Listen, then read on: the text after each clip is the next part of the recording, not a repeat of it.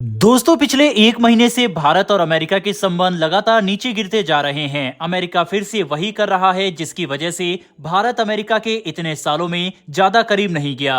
America हमेशा से ही दूसरे देशों में दखल अंदाजी देकर वहां की सरकार गिराना, वहां पर दंगे कराना या फिर उस देश के खिलाफ युद्ध लड़ना जैसा कार्य हमेशा से करता आया है, फिर चाहे वह सीरिया, लेबनान, अफगानिस्तान ही क्यों ना हो। और अमेरिका की इसी दोहरी नीति की वजह से भारत ने हमेशा से अमेरिका से एक उचित दूरी बनाए रखी, लेकिन पिछले 5 से 6 सालों में भारत अमेरिका के काफी करीब आया। फिर चाहे वह डिफेंस का क्षेत्र हो या फिर कूटनीति का क्षेत्र, अमेरिका हर क्षेत्र में भारत की खुलकर मदद कर रहा है। और इन सब का कारण हम सभी जानते हैं कि चीन है। लेकिन पिछले एक महीने में अमेरिका ने कई ऐसे फैसले लिए जिससे भारत और अमेरिका के संबंध लगातार खराब होते जा रहे हैं। सबसे पहले तो अमेरिका ने खालिस्तान मुद्दे पर इतने समय तक साधी हुई चुप्पी को तोड़ते हुए भारत के ऊपर गंभीर आरोप लगाए। इसके साथ ही भारतीय नागरिक निखिल गुप्ता को कथित तौर पर पकड़ा गया और उनके ऊपर यह आरोप लगाया गया कि यह गुरपवन सिंह पन्नू की हत्या की साजिश रच रहा था और इसको भारत की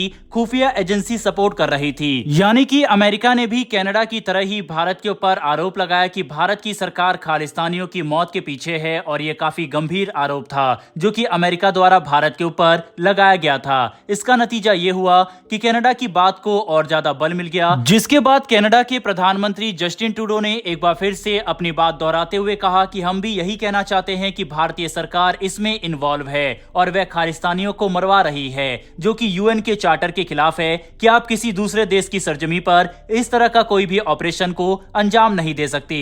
वहीं इसके अलावा कनाडा की विदेश मंत्री ने भी हाल ही में बयान देते हुए कहा है कि भारत को जो उनके 41 डिप्लोमेट थे उनको वापस से भारत में काम पर रखना चाहिए। अमेरिका ने भी कनाडा की तरह भारत सरकार के ऊपर आरोप तो लगाया, लेकिन अभी तक कोई भी सबूत पेश नहीं किया जिससे ये पता लगे कि इसमें भारतीय सरकार का कोई रोल है और गुरपवन सिंह पन्नू को मरवाने के लिए निखिल गुप्ता से भारत सरकार का कोई कॉन्ट्रैक्ट हुआ हो। वहीं दूसरी तरफ दोस्तों, आरोप तक तो सब ठीक था, लेकिन अब अमेरिका ने भारत के ऊपर एक्शन लेना भी शुरू कर दिया है, जिसकी शुरुआत उसने अपनी इंटेलिजेंस एजेंसी 5i के जरिए लिया। दरअसल दोस्तों, 5 देश जिसमें अमेरिका, ब्रिटेन, न्यूजीलैंड, कनाडा और ऑस्ट्रेलिया शामिल है, इन सबका 5i नाम का एक ग्रुप है। इसमें इन 5 देशों की खुफिया एजेंसी मिलकर एक दूसरे को सारी अपडेट देती है। वहीं पर सभी जानकारी इसमें शेयर की जाती है और क्योंकि भारत का भी इन 5 देशों से संबंध काफी अच्छे हैं, इसीलिए सभी तरह की खुफिया जानकारी ये देश भारत के साथ भी साझा अभी तक किया करते थे। लेकिन अब ये खबर निकलकर सामने आ रही है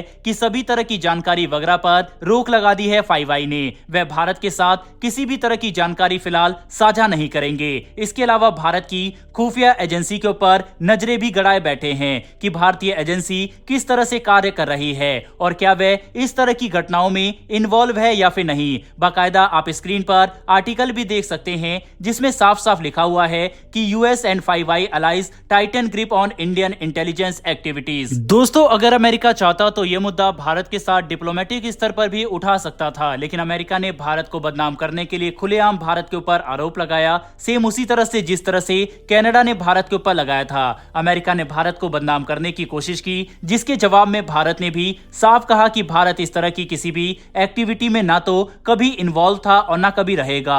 और अगर आपके पास कोई सबूत है तो वह हमारे सामने पेश कीजिए, हम उसको जरूर देखेंगे। साथ ही भारत ने यह भी आश्वासन दिया है कि हम किसी भी तरह की जांच में पूरी तरह से सहयोग करेंगे। इसके अलावा दोस्तों, अमेरिका के एक्शन के बाद भारत ने भी पलटवार करने का मन बना लिया है और भारत ये बड़ा कदम अमेरिका के खिलाफ लेने वाला है। दरअसल भारत की NIA एजेंसी फिलहाल एक लिस्ट को तैयार कर रही है जो कि भारत के खिलाफ जहर उगलने वाले खालिस्तानियों की है और उन आतंकवादियों की है जो कि फिलहाल अमेरिका में बैठे हुए हैं और अमेरिका उनके खिलाफ कोई भी स्टेप नहीं ले रहा और वहां से बैठे ये आतंकवादी भारत के खिलाफ उल्टे सीधे बयान दे रहे हैं और भारत की एम्बेसी वगैरह पर हमला कर रहे हैं।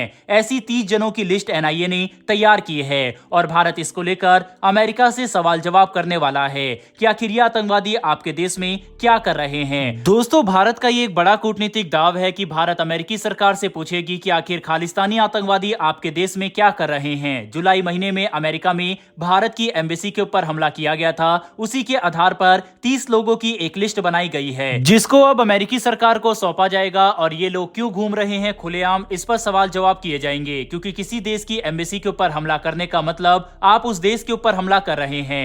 भारत में कभी भी इस तरह की घटनाएं नहीं होती कि किसी दूसरे देशों की एम्बेसी के ऊपर हमला हो, लेकिन दूसरे देशों में भारत की एम्बेसी के ऊपर हमला हो, भारत बिल्कुल भी बर्दाश्त नहीं कर सकता। साफ है दोस्तों कि अगर अमेरिका को भारत से अपने रिश्ते बेहतर करने हैं और अपने आप को रशिया से रिप्लेस करना है, जो कि नामुमकिन है, अमेरिका ऐसा कभी नहीं कर पाएगा, तो उसके लिए अमेरिका को अपने इस तरह की हरकतों से बाज आना चाहिए। कभी अमेरिका भारत को ह्यूमन राइट्स के मुद्दे पर घेरता है, तो कभी पाकिस्तान को हथियार थमा देता है, तो कभी खालिस्तान मुद्दे पर भारत को घेरने की कोशिश करता है।